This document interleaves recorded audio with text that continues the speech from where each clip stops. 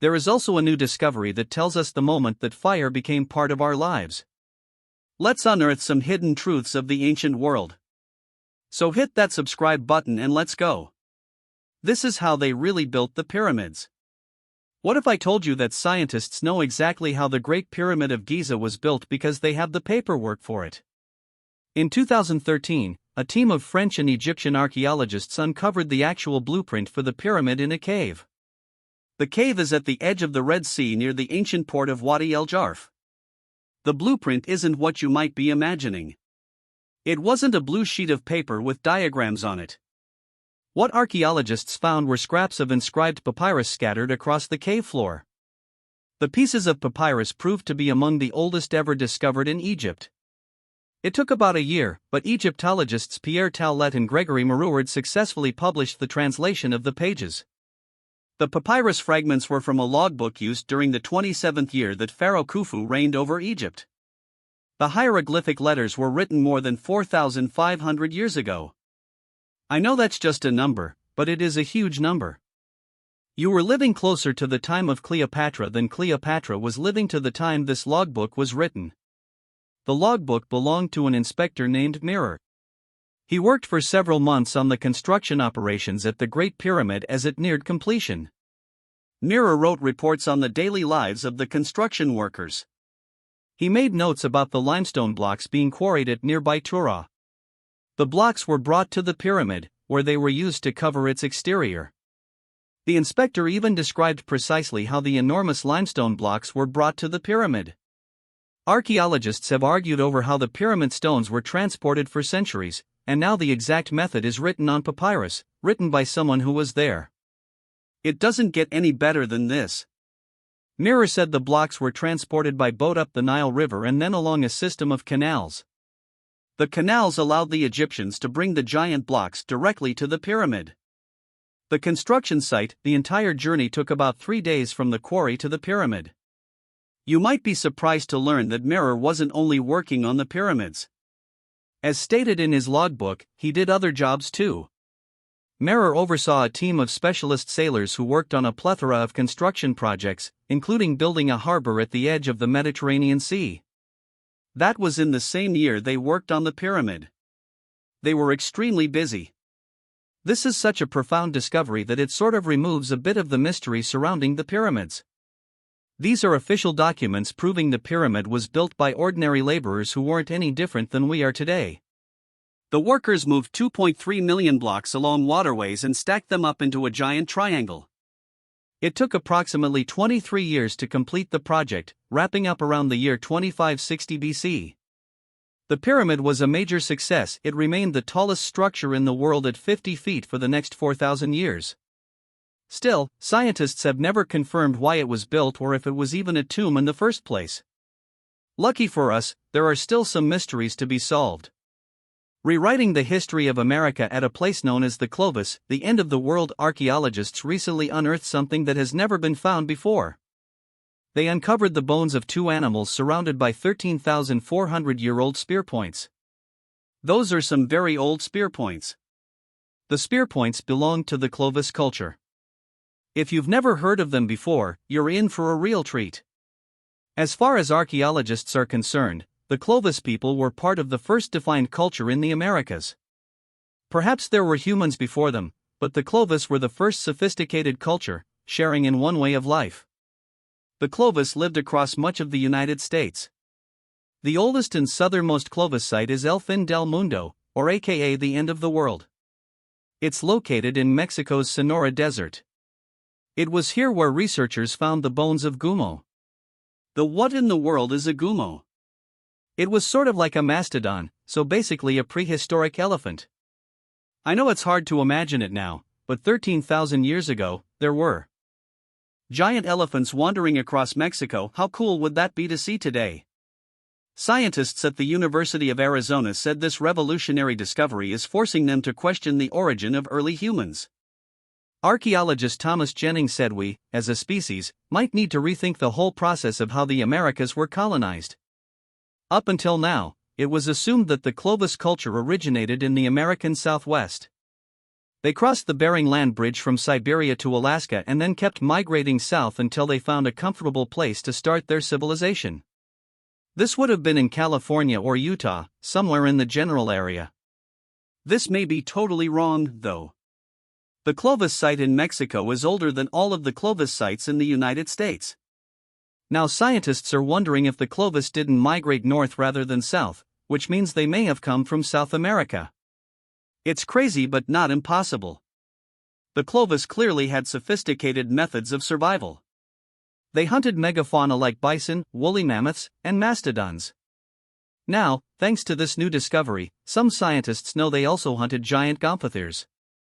Gomphotheres were huge mammals who lived in the ancient grasslands until they went extinct 10,000 years ago, perhaps at the end of a Clovis spear. This just adds to the mystery. How long have humans really been in the Americas? Mount Kyash Nuclear Power Plant. Mount Kyash is shaped like a pyramid for a reason. Not only is this holy mountain the birthplace of 4 of the major religions in Asia, but it's also said to contain a secret nuclear reactor built by aliens. Mount Kyash can be found in Tibet, an ancient country sometimes known as the roof of the world. It was here, amidst the snowy mountains, where historians believe that Hinduism, Jainism, and Buddhism all began, along with the religion of Bon, which is almost forgotten these days. At some point in humanity's distant past, it is believed that aliens visited Earth and built a nuclear reactor in Tibet. Evidence of this theory has been found in the form of nuclear ash scattered across the mountain, which has no natural reason for being there. Evidence has also been found inside dead bodies. Corpses discovered on the mountain often contain traces of radioactive elements. There is no realistic reason for somebody buried in the ice and snow to be affected by radioactivity. I mentioned earlier, we still haven't learned why the pyramids of Giza were built, and the why is the most important part. Many people believe the pyramids of Giza, along with the pyramids of Mesoamerica and Mesopotamia, were used as gigantic batteries. Lo and behold, Mount Kyash is shaped just like a pyramid, a very, very big and very snowy pyramid. Ancient cultures associated pyramids with the teleportation of souls into the afterlife. It was probably why pharaohs so desperately wanted to be buried under pyramids. It was likely why Maya pyramids were used by shamans to communicate with the gods and perform rituals. What if this association isn't due to mythology? Is it possible that alien visitors used pyramids as energy conductors to power their machines? If that's true, it's logical to believe their pyramid-powered machines allowed them to move across space and possibly even time. Don't you wish you had a time machine of your own to go back and see the pyramids in action? Many theorists have suggested that Mount Kyash is one piece of a destroyed worldwide power grid. Unless archaeologists are willing to peel the mountain open like a can of tuna, and I doubt they even have the means to do it, you and I will never know what is hiding in the heart of the mountain. And now for a quick break, but first, I want to give a big shout out to Andreas Rodriguez and Matt Rolla for supporting this channel. We wouldn't be here without you guys. Be sure to subscribe if you haven't already to join the Origins Explained family. What your urine can tell a medieval doctor, urine wheel. If you've ever had something medically wrong with you, you may have had to give a doctor a urine sample. This isn't anything new. In the Middle Ages, doctors also requested urine samples, but what they did with them might gross you out. It was all about the urine wheel. Not to be confused with some sort of prize wheel, the urine wheel was used by doctors to diagnose their patients based on the color, smell, and other properties of their urine. On the color of their urine, it was a chart in the form of a wheel found in the office of medieval physicians. Don't worry, I'm going to give you a breakdown of the wheel just in case you want to make your own and set up a medieval doctor's office in your own backyard. The wheel was divided into 20 different parts, and each section corresponded to a different color of urine. Prepare to be alarmed because some of these colors seem like they could only come from mutants or aliens. What in the world were medieval people putting in their bodies? 20 shades of pee, including red, green, orange, and brown. If you're peeing green on a regular basis, please stop watching this right now and go to the doctor. The urine wheel was about more than just color. Doctors also tasted and smelled the samples to get a better idea of what was ailing their patients. This was peak medieval doctoring. The first known use of the wheel was in 1506. German physician Uri Pinder analyzed the color, the smell, and the taste and then made his diagnosis. He was able to use his fancy wheel to more easily identify certain diseases. Grossness aside, this was pretty smart. Medieval physicians knew if a patient was suffering from an infection. They even knew if somebody was diabetic by the taste. Pretty advanced stuff for being that long ago. A Stone Age technological breakthrough long before the pyramids of Egypt or the Great Wall of China. A forgotten civilization in Scandinavia was building sophisticated structures. In Scandinavia 5,000 years ago, a prehistoric culture made a gigantic leap in construction technology. Scientists have only now found proof of this leap. It's making them rethink everything they know about the ancient ancestors of the Vikings. About 6,000 years ago, the funnel beaker culture emerged in Scandinavia. They evolved from hunter-gatherers who survived the Ice Age. The culture transitioned from a nomadic lifestyle to one of agriculture and animal domestication. Instead of sleeping in tents or in caves as they moved across northern Europe, they started living in houses. This was a big moment for humans as a species. I mean, people still live in houses today, right? The house was an awesome invention. What researchers have found, though, is that along with the house came another ingenious invention in Denmark. Archaeological excavations of some very early houses revealed stone-paved cellars.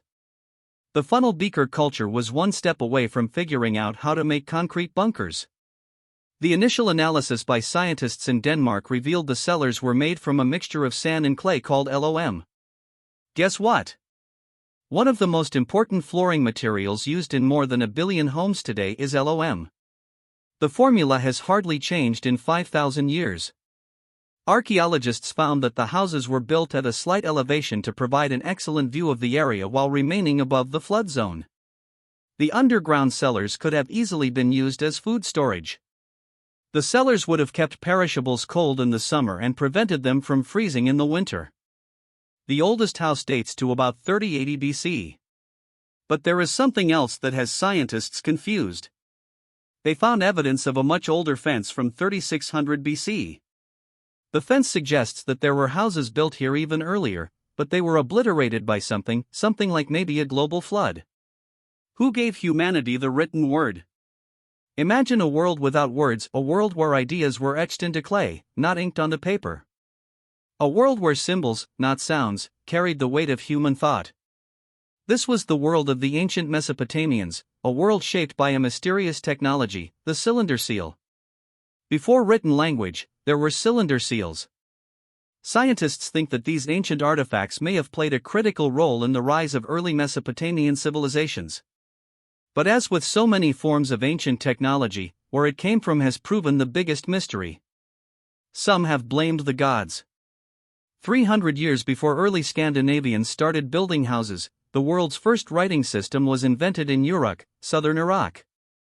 The year was 3350 BC, and humanity was forever altered. With written language came stories, records, and an ability to expand human civilization beyond anything seen before. Only, there is a missing piece of the puzzle a lot of people don't know about. Before there was uniform writing in Uruk, there were cylinder seals. These mysterious seals were used as early as 4400 BC, or almost 6,500 years ago. The design was simplistic and easy to understand. A cylindrical clay object was carved with symbols that looked a lot like Egyptian hieroglyphics. When the cylindrical object was rolled across soft clay, its symbols were left in a perfect row of imprints. Clay seals were used at temple institutions to track the movements of goods like textiles and agricultural products. They preceded all known written records. Even in a society without a written language, people understood basic symbols. For example, merchants would know that a dragon symbol represented corn. The symbols on the seals evolved, eventually becoming the foundation for uniform writing. But where did the seals come from in the first place? Ancient alien enthusiasts would have you believe that Mesopotamians copied the writing techniques of intelligent beings who came from another world. But then again, maybe humans are just super smart. We should give ourselves at least a little credit for discovering language. After all, we did discover the wheel. And scientists think they may have finally figured out when. That's coming up right now. All hail the wonderful wheel. The wheel.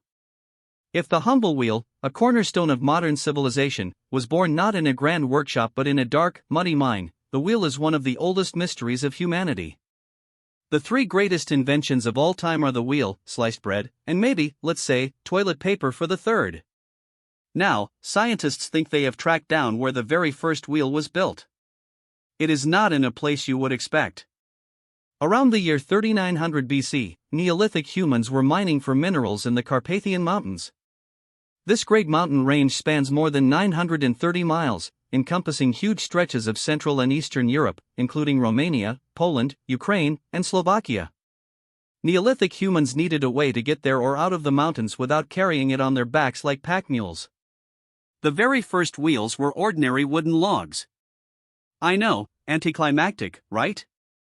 Scientists Lo Aralaco and Richard W. Bouyer used computational structural mechanics to figure out how the wheel evolved in these ancient mines. It started with humans pushing heavy objects over bilateral rollers.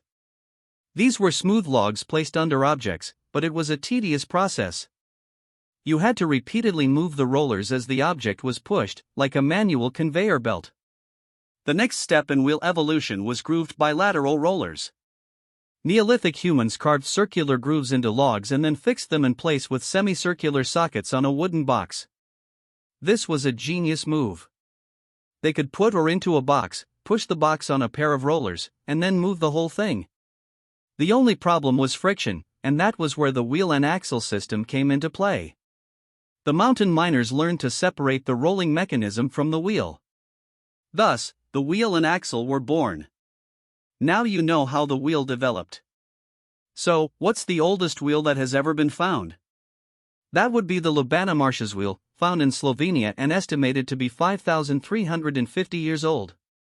It has a square hole in the middle, showing it was fixed to an axle. No earlier wheel has ever been found. So, there you have it, humans made the wheel, and nothing has been the same since. Ancient humans knew too much. The Dolan. Ancient humans knew too much about geology, physics, and astronomy. Scientists are trying to understand how they built what might be the most impressive monument of the Stone Age.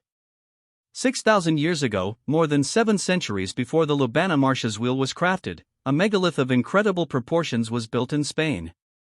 It's called the Dolmen of Manga. While you might want to compare it to Stonehenge because of its age and the fact that it's made of stone, it wouldn't be a fair comparison. The Dolmen of Manga isn't a stone circle. There are a lot of stone circles in Europe, and they are all impressive in their own way, but stone circles are a dime a dozen. The dolmen is a burial monument for which no other example exists. Researchers in Spain say the dolmen is completely unique. They also say the construction techniques used in building the dolmen are comparable to modern construction techniques used in more recent megastructures. It's infinitely frustrating to wonder how indigenous people, who had never built anything like the Dolmen of Manga before, managed to accomplish such a feat. Manga pulled it off flawlessly. How did they do it? The logistics, the mobilization of labor, the sophisticated design, everything went off without a hitch. The builders likely used advanced principles of geology, geometry, astronomy, and physics to fit dozens of giant blocks together in perfect harmony. Each of the building blocks is preposterously big. I don't even want to tell you how big they are because it doesn't make any sense. Here are the numbers you need to know. The megalith is 90 feet long, 20 feet wide, and reaches a height of 11 feet. You could hold a wedding inside the dolmen and have enough room for a dance floor. There are a total of 32 giant stones within the structure, some of them weigh more than 200 tons. 200. Now, could somebody please explain how this was possible? For the sake of argument, let's say the ancient people in Spain had figured out how to make the wheel. Would their primitive wheels have carried 200-ton boulders? Do you know how heavy that is? Here's a good comparison so that you fully understand how impossible this megalith is. The largest stones in the Great Pyramid of Giza are only 80 tons. That is less than half as heavy as the stones in Spain. Then there's the body problem. You must have known there would be at least one body inside the tomb. Only there were way more than one. When archaeologists excavated the dolmen, they discovered hundreds of human skeletons. Everyone had been stuffed into the dolmen and then buried. But why? Was this part of a normal human burial ritual? What was going on here? They must have been really advanced to move 200-ton rocks. A standard dump truck only carries about 10 tons, and most standard pickup trucks can't tow more than 5 tons. Let me know any theories or explanations you have in the comments below. AI reveals fiery human mystery. Artificial intelligence has been a major blessing to archaeologists. A computer program has now solved a mystery that human scientists have failed to crack at every turn. The AI has gone back in time to identify what might just be the earliest technological development in the human family tree. But there is one thing new. You need to know the people who came up with this technological innovation were not exactly human, they were ancient ancestors of Homo sapiens. Modern humans as a species wouldn't develop for another 500,000 years or so. I'm talking about fire. Israeli researchers at the Weizmann Institute of Science used machine learning techniques to discover things the human eye cannot see. When archaeologists investigate Stone Age tools, there is only so much they can learn from looking at the rock. Scientists at the Weizmann Institute used AI and spectroscopy to look closer. They examined the molecular structure of ancient stone tools found at the Yavon quarry site in Israel. The AI program was able to identify chemical markers left behind by heat exposure. This is something that human eyes would never be able to do on their own. The AI software pinpointed specific chemical changes caused by controlled fire as opposed to wildfire. The markings on the stone tools prove that people were playing with fire. What is doubly amazing is that Yavon quarry was occupied 800,000 years ago. If you really think about it, this discovery is mind-blowing. The first technological revolution wasn't even made by us. Our extinct hominin ancestors paved the way for our innovations by mastering the flame itself. In the Egyptian Secrets in the Stars, when archaeologists uncovered a humongous observatory in an ancient Egyptian city, they didn't realize the scope of the mystery that they were about to unleash upon the world. Now they are stuck sifting through the ruins of time for an answer to a question that no one even knows how to ask. But I'll do my best to ask it anyway. 2,500 years ago, why were the Egyptians so obsessed with tracking the movement of the sun and the stars? Did they see something in the heavens that modern scientists have missed? Michelle Starr from Science Alert said that the Egyptians were among the most adept astronomers in ancient history. They were the ones who created the 365-day calendar, which I talked a little bit about in a recent video. Be sure to check it out if you missed it. The Egyptians also completed a detailed map of the night sky.